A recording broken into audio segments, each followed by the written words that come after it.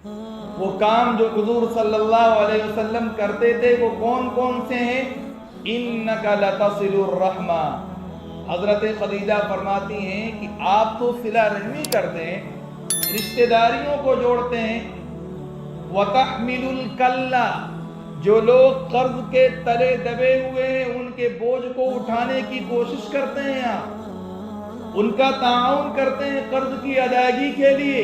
वतक्सिबुल मादूम, तीसरा काम आपका ये है कि जो लोग जरूरतमंद हैं, नादार हैं, मुफलिस हैं, गरीब हैं, उनकी आप मदद करते हैं।